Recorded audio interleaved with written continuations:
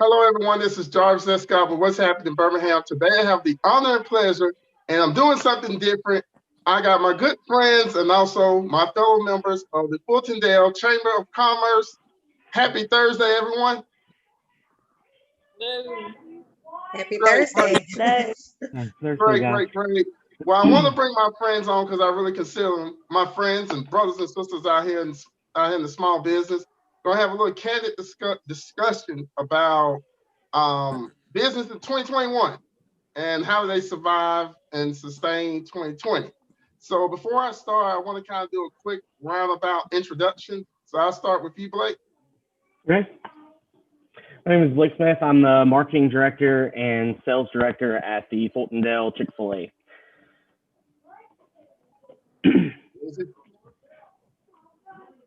Oh, Lindsay, your turn. Yes, sure. I'm Lindsay Harden. I'm the executive director for the Fultondale Chamber of Commerce. Lanice? Yes, Lanice Gaddy. I am the branch manager and vice president of Iberia Bank, and I manage the Fultondale office, and I've been in this location for 29 years next month. Oh, congratulations. Thank you. Gina? Yes, my name is Gina Moran, and I'm the owner of the Tamale Queen food truck and new owner of Tamale Queen restaurant, or Tamaleria. Oh, congratulations. Yeah. And last but not least, I think Monica. Hey guys, this is Monica Blake. I'm with Iberia Bank, a division of First Horizon. I've been with the company for 10 years, and we've just recently announced our merger with First Horizon, so you'll see those signs changing over soon. But I do public relations for both Birmingham and Huntsville. Okay, so as you all, these are the members so far. We may have a couple people join in. When they join in, do quick introductions. The first question I want to start off with everybody is, what was everybody's initial reactions when the COVID-19 shutdowns occurred, when you heard the announcements about businesses closing and things like that? Lanice, we'll start. I'll start with me. Okay, my initial reaction was we were all very relieved. I was thankful that the bank was taking precautions to safeguard me, my staff, and our clients by limiting our exposure to one another. It was hard because I knew many businesses would not do well in this environment. Okay, and Blake, you were Chick-fil-A, correct? Yes, sir. And you all used to have a lot of people come in, especially, because you have a kid-friendly playground area. How did it affect you all first starting off? So our initial reaction was like most people, fear. There were so many unanswered questions about the virus and that was spreading. And it was kind of paralyzing a little bit. Once we knew that we were considered an essential business and that the virus was not spreading through touching per se, we began to focus on one, how to keep our full staff employees, and then two, how do we adjust to accommodate our guests now? So and we finally figured that one out. Okay, and how did it affect you, Gina? Well, as a food truck, my initial thought was just, wow, okay, what do I do? How do I get involved a little more? What can I do not only as a food truck as far as how do I go about being safe? How do I keep my distance? How do I keep people distanced? And it really just kind of worked out because, the health department got involved and they were like, okay, you guys can do this, and this. And because we're motivated, it made it a lot easier that we went into a lot of different places. And it was just seemed to for us. Okay, and Monica, how did it affect you? Well, I joined just to support Lanice, really, but corporately, we wanted to safeguard our client-facing associates, and so while not sacrificing on client service because we know people need access to their money, it was just thinking through methodically how can we still provide superior service and safety to our clients at the same time. So it shifted quite naturally, obviously, to electronic banking and things. But the safety of our associates was, first top of mind. And last but not least, Monica. Oop, that was me. I just spoke. Oh, is this me? Okay. Did I get Gina? Did I get everybody? Yes. Okay, last, Lindsay. How did it affect you Sure. from the chamber standpoint? Wow. So the chamber, of course, we're always trying to find ways to keep our members and other businesses in the community informed about what's happening. So we really just went into overdrive with providing resources. Just we updated our website to have the front page have a list of all the updates on COVID-19 and from the state and federal city ordinances. We also tried to help promote different businesses by social media and posting email blasts for them, whether they were a member or not, really. So we really just tried to embrace the entire business community and help everybody just stay afloat as best we could.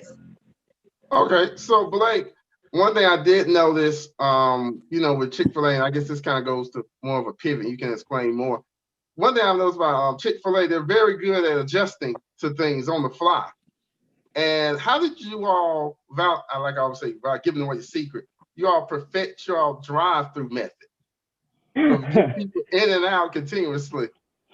Well, actually, that kind of goes, our drive-through, that was one thing we were trying to figure out. Now that our dining room was done, how do we end up going from just a single lane drive-through to a dual lane drive-through? It took a couple of weeks, a few months actually, to kind of get everything down pat. But we finally was able to find our sweet spot, I guess you could say, and get everything up and running again. So. Okay, and back to, I guess this question I want to say for Lanice and Monica. Now that the bank's indoor was closed, what are some things you all kind of noticed during this period? Because I know one of you all just picked up about a lot of people doing a lot of electronic banking and everything. Yes, that's what we worked hard to educate our clients with the electronic banking as an alternate way to do banking. We saw a definite increase in our mobile deposits and our online banking as well. Some clients had never had it before, and so now that we've educated them and they've started using it, they love it. Okay, and Monica, you with the food truck, correct? No, I'm with Gina. You with Gina. Oh, Gina with the food truck. Yes. Okay. So Gina, with the food truck, how did that business, I guess, of course, did that kind of pick up a lot during this period? Oh yes, we became a hot commodity. I thought for a minute that was going to be the end of it, but we became a real hot commodity. All the events, festivals, music venues, all that were just kind of closed to us. But because the restaurants were closed, they weren't, people couldn't go and sit down or eat or pick up food, like they would like to. And just like with Chick-fil-A, they became really backed up with a long line and, 20, 30, not always, but, they have some peak hours, but they would call us to their neighborhoods. And we would go to the neighborhoods and we would, people would pull up in their golf carts and order their food, pull off on the side in their golf carts, and we'd call the number or their name, and they'd just come pick up their food, and everybody just kind of made themselves social. It was really easy. Okay. Well, the next question I would like to ask, and I'm kind of answer it the same way in different ways. So back to you, Gina. So did you, as far as funding, did you seek any PPP or apply for any grants to kind of keep you sustained during this time?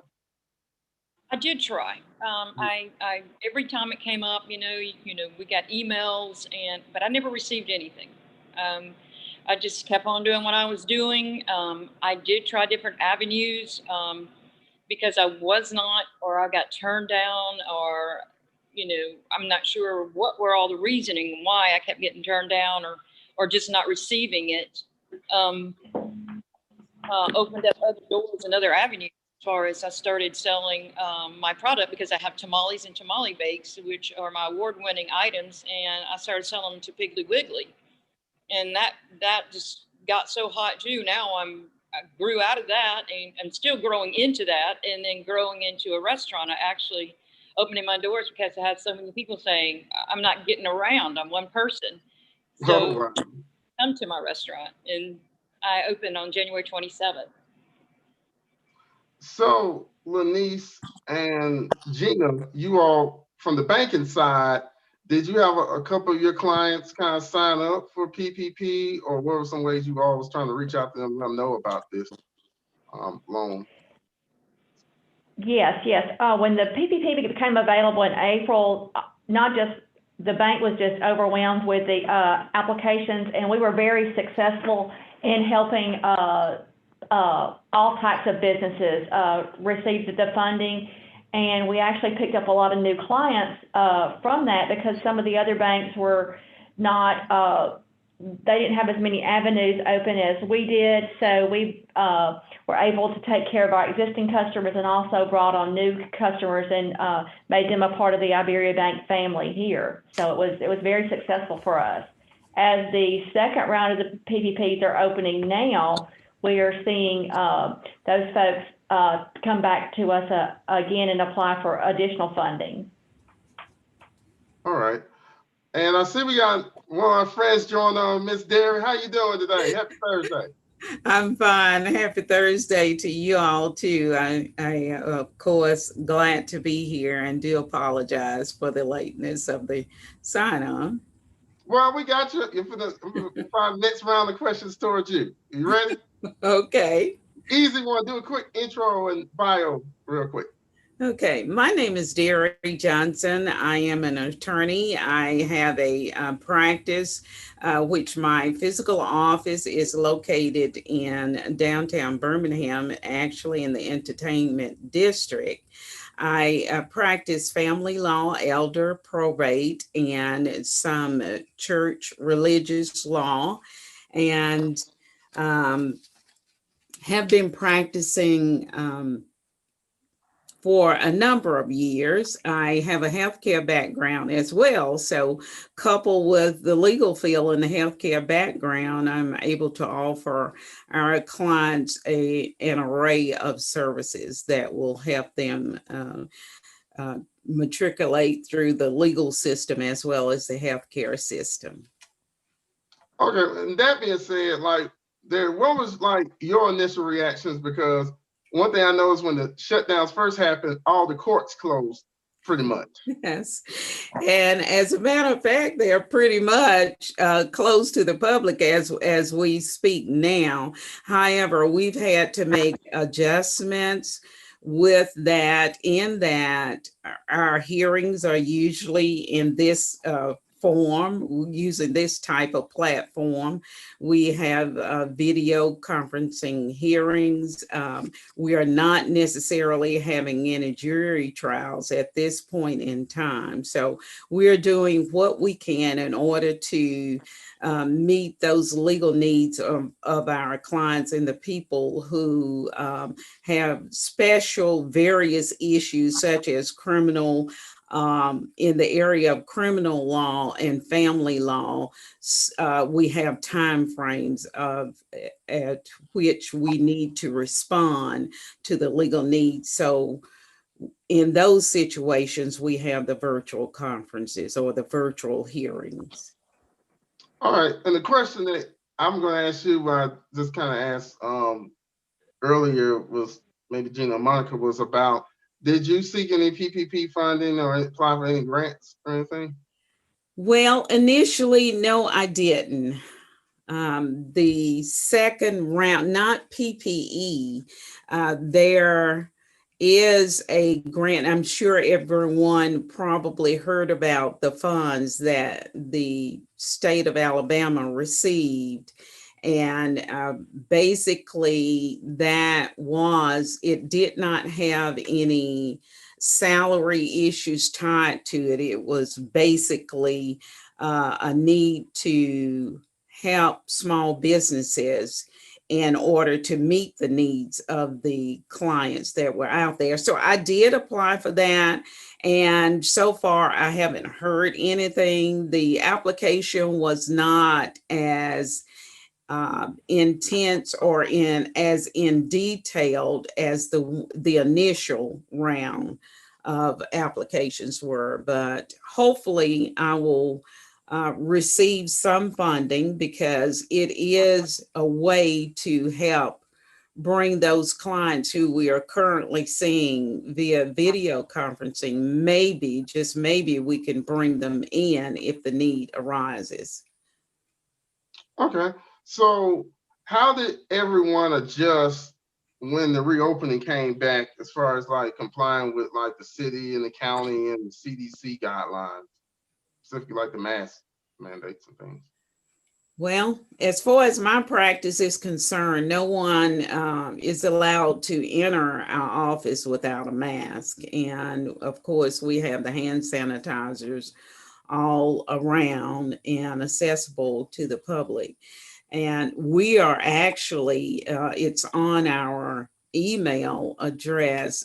We are not actually routinely bringing people into the office because of COVID. What we're mostly doing are meeting our clients via video.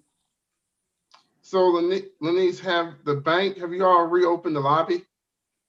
Yes, we have reopened the lobby, and you do have to wear a mask, and we are limited to the number of clients that can come into the bank at one time, and we have 6-foot markers on the floor, so you do still have to social distance within the 6 foot, and you do have to wear a mask. So it's been working very, very smoothly. So has not been an issue at all. And all of our clients and new clients, they've been real acceptable of the, as they come in, they have to use the hand sanitizer, or if the lobby is full with 6, you may have to wait until in your car for a moment until the next person exits, but that has not been an issue at all. So. All right. So next I want to ask everybody, it's kind of like a round robin type of question. What are some ways that everyone go out of their way to kind of provide customer service during this period to all your customers? Jarvis, I can tell you one thing that we've been doing too, because we take pride in knowing all of our clients here at the bank, and we could pretty much set our watch to certain days and times when the exact person is going to come in. So we have been sending out thank you notes, just hello, how are you? We've been making phone calls, just trying to stay in touch with our client base, to make sure that they do know that there are alternatives to actually coming to the bank as well, providing them with as much information as we can. Okay, and next, Blake. Yeah, so the customer service challenges are a part of our business. I mean, in and out of the pandemic. We basically told our team when all of this began that we would like to be a shining moment, because we had a chance to be a light in a dark world like never before. So our team really stepped up, finding new ways and creative ways to encourage our guests. And 99% of our guests were awesome and very appreciative, like always. I think people were really grateful that we were open. And in many years, we saw less customer service issues than we had during our normal times. During this pandemic, we generally have the best team. I mean, our team's awesome. They've been working their butts off. Watching them respond with encouragement throughout this whole time has been one of the greatest highlights of my career and my owner-operator, Mike Holmes' career. While 2020 had its share of bad stuff in many ways, I think it was most rewarding and fulfilling years in my 13 years with Chick-fil-A, and my boss's 21 years with Chick-fil-A. Definitely has been great. Okay, next, Monica. Well, most of the individuals that I deal with are nonprofits in the city. And so obviously I haven't been able to be as present or visible or in person rather with the nonprofits that we serve, but we have pivoted like everyone else to do video conferences to address the needs of the community, and pivoted to virtual events to show our support for the community. So that's sort of not the same. Obviously, we look forward to getting back in person, but that has been wonderful to see that we can still carry on the mission of supporting the community even when we can't be there in person. Next, Derry. What I've noticed during this pandemic, as far as the clientele and the customers have not decreased. As a matter of fact, the needs have really increased in terms of the legal needs. And as everyone know, regardless of whether it's a pandemic or not, we still have things that we have to attend to. So as far as my practice is concerned, it has really increased in the need for our services. So therefore, we have been really creative and used a number of strategies to have some FaceTime. And I said FaceTime, but I mean literally, we FaceTime our clients, because many of our clients are not computer savvy. So I use the Teams platform quite a bit and other platforms that are out there.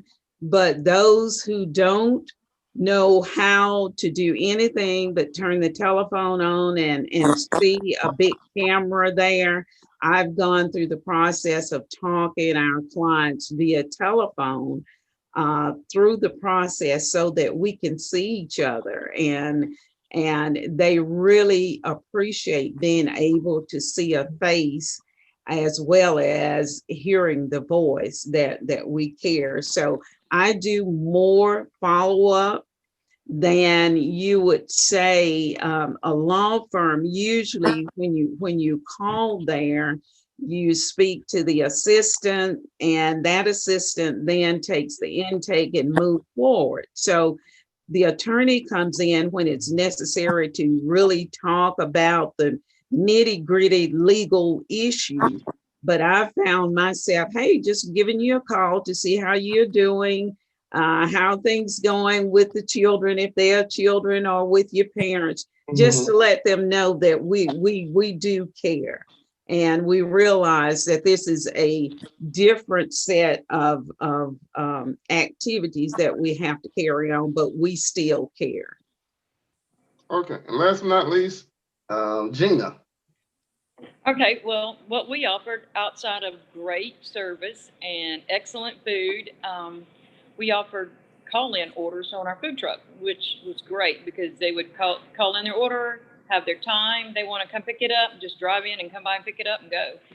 And then on top of that, we have excellent sauces that everybody raves about. So we prepared the sauces in advance in salsa cups, and people just love the fact that they can come in and pick up the salsa by groves. And the tamales in package, we pre-packaged the tamales in seal tight bags and things like that. And most importantly, what we did offer is excellent music. So we get on there and we dance and jam and have a great time. And people were so encouraged and laughed and enjoyed the upbeat atmosphere that we offered everybody. It's just part of the food truck. We're out there. We don't have any set, you got to act like this and you got to do this. We just say, we come in and say, we're going to have fun. We enjoy people, great time. We laugh, we cut up and dance around in the trailer, because mine's a food trailer, it's not a food truck. But and we have fun and people love it. They just get out there and next thing you know, you're seeing them cutting up, laughing, dancing. We stick our Bose speaker out the front and they just have a blast with it. So Jenny, so when is the grand opening for your restaurant? I'll be opening next Wednesday, January 27th. My hours are just 11 to 6, only 3 days a week. That's because I choose to continue the food truck, all the other days of the week, because people still want to see me out and about, but the 11 to 6, 3 days a week, I think works perfectly. So why I got your face? So, I know a lot of people, you probably say, hey, I'm opening up a restaurant. I know you probably had critics to say, why are you open up a restaurant right now in the middle of a pandemic, especially a brick and mortar? What is like, I guess when you tell people what's been your strategy or what make you think like this is a good move right now? Well, right now, I just find it is really a great time. Everything is working for me. I already had my own, what they call a commissary, which is a restaurant without a sit-down place. But now all I did was just, expand into the building next door. And because I needed actually the room for the tamaleria, which is the manufacturing of the tamales, because I just bought a huge machine. Putting my own recipe and my own product in there, it just produces them out a lot quicker. So I needed the extra room. And so then we had all this other room. It was like, well, why don't we just open the dining room up or the walk-in where they can come in and buy the tamales out of the food case like they do in the Piggly Wiggly.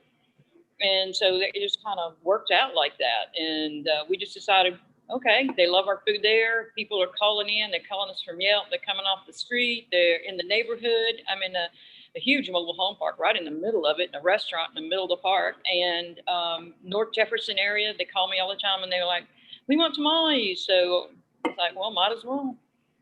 It works out for me. Well, I definitely like your call in. I think that is really neat. It's kind of like going straight to a consumer, because a lot of times these days, a lot of people doing DoorDash and kind of going through a third party, and you going straight to your customer. Yes. And everything. So the next question I kind of want to ask, and I guess it's kind of like a final question before I come back to Lindsay, do a quick pitch for all people watching the video why they should join the Fultondale Chamber, is what is everybody's kind of goals for this year so far? And I'm going to go around to everybody. Start with Blake. Yeah, so my goals this year is to hopefully continue to provide excellent customer service to our guests that come through. One of our goals is hopefully we get our dining room back open. We don't have our dining room open yet, but one of our goals is hopefully to reopen that and allow guests to come back in. We miss seeing their faces inside our stores. So, but other than that, that's pretty much it for this year. As right now, we're just taking it 1 month at a time right now. All right, and I'm doing Lanice and Monica together. Okay. I know we are merging this year with First Horizon Bank. So one of our goals for our whole company was better together. So we're just kind of taking that and running with it because we all are better together. And so we use that as kind of a team building.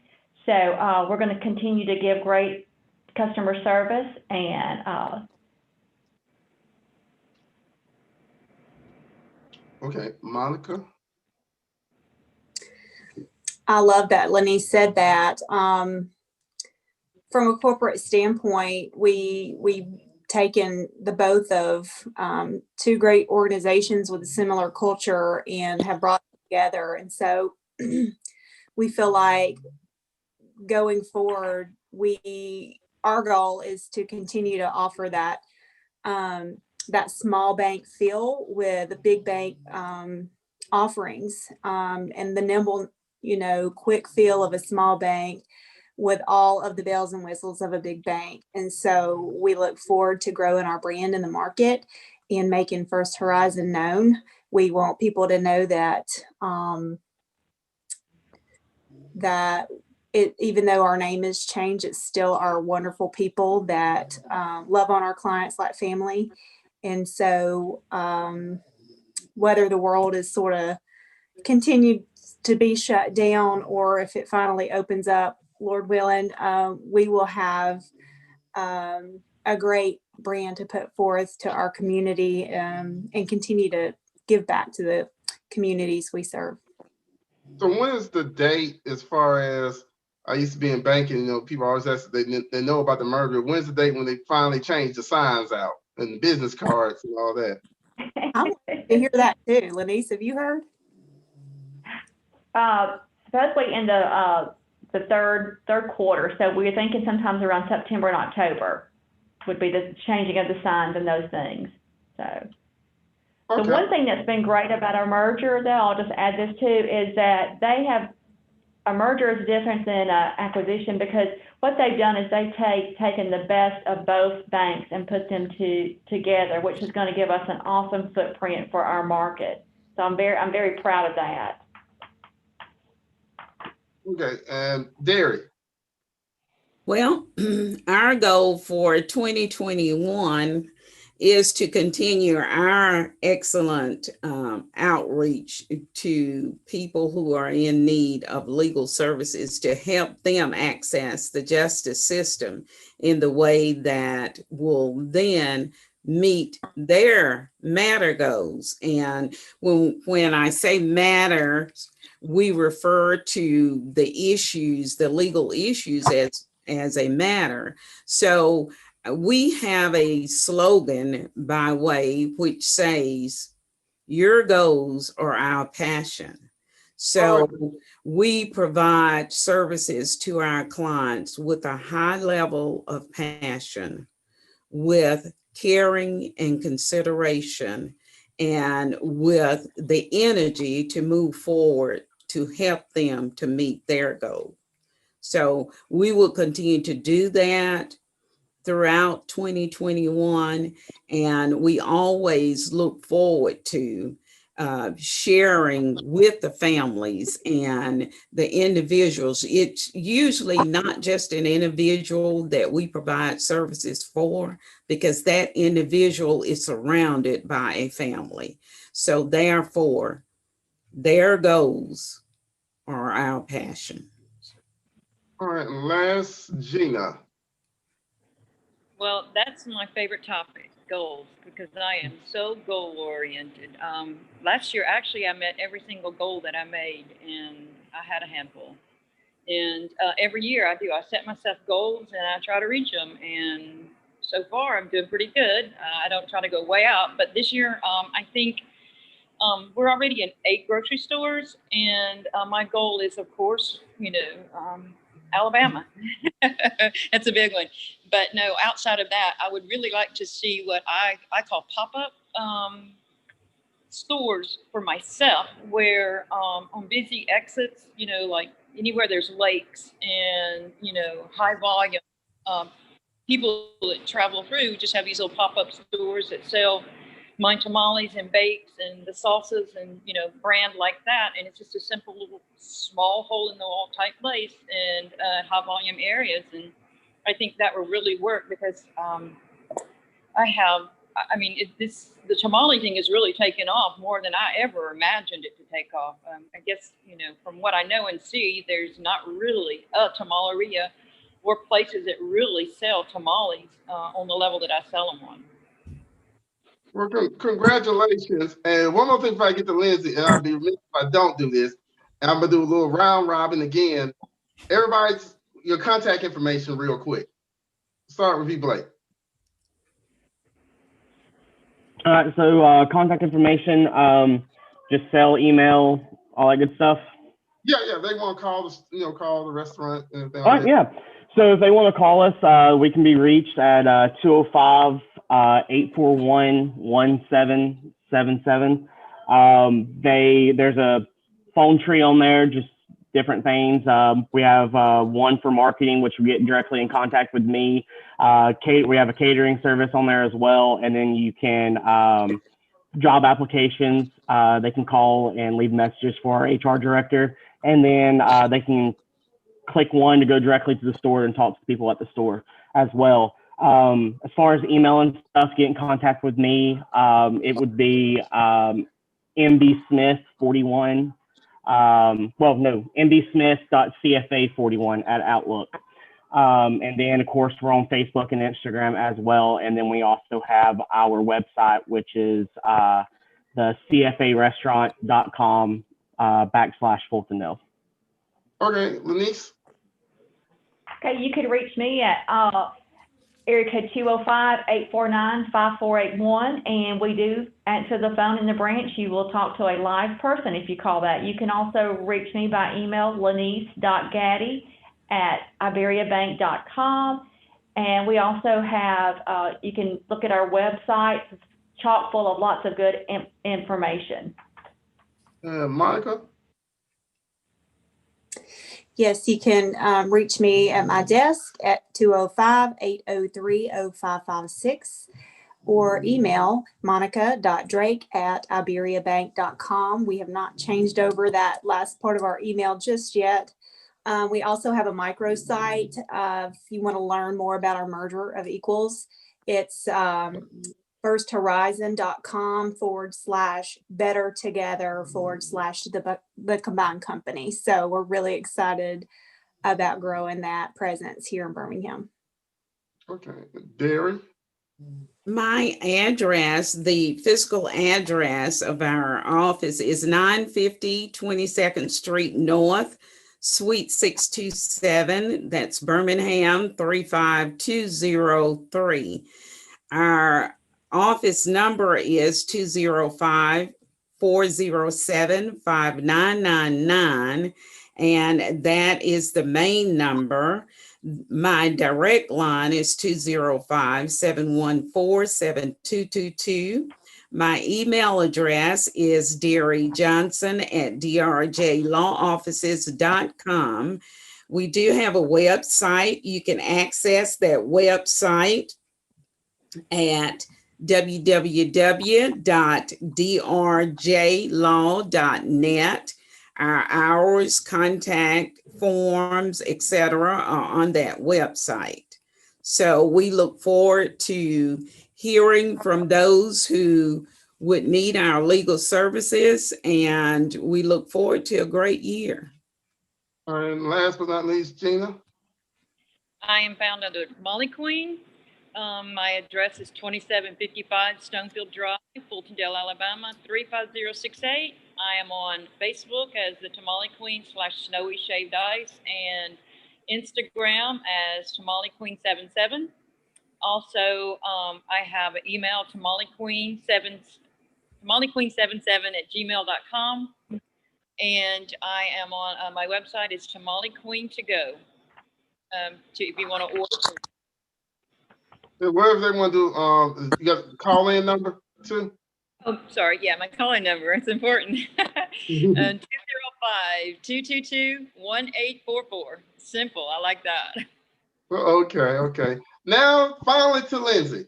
If you all been watching this video and would love to join the chamber, Lindsay, do the quick pitch real quick.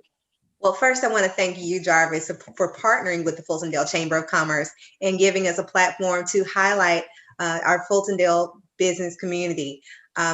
Today's roundtable has helped us fulfill our mission of serving, representing, enhancing, and strengthening local businesses. I do have to add, they didn't mention it, but we have two of our board members on the call, Lanice and Derry. Derry's our president of the board, and you all, I will thank you all for participating today, all the members and friends. And if anyone would like to join our chamber, because we do like to expand, we're not limited to City of Fultondale. Anyone can join, individuals, small businesses, very large businesses. We're open to everyone. And the more the merrier. The more people we have, the more people you can network with. So you can visit us at thefultondalechamber.com. To find out more information, and we have an online application there. We are also on social media. We're on Facebook, Twitter, and Instagram. So just search our name and find us there. And our phone number is 205-567-0977. And of course, you can email us at contact@thefultondalechamber.com. If you have any questions, I'm here all the time, happy to help. Well, Lindsay, thank you for inviting me to join chamber. Me and her known each other for years. I'm very proud and I can help you. And I want to thank everybody for joining us, because this actually was my first time actually ever doing this. Because most time I'm used to doing like one Zoom with one person. I've never done with like 6 or 7 people. So I really thank you all for participating. And I really hope that anybody watching this video, first of all, join the chamber, and also please patronize these local businesses. And especially come out to Gina grand opening next week. If you're watching the video before this airs, before next week for a grand opening and everything. Oh, yes. So thank you all for watching this video today. Please check out What's Happening in Birmingham for more videos. And don't forget to subscribe to my YouTube channel. Thank y'all again. And have a great 2021, everyone, and small business owners. Let's hang in there. Bye-bye. Thank you. Bye. Thank you. Bye.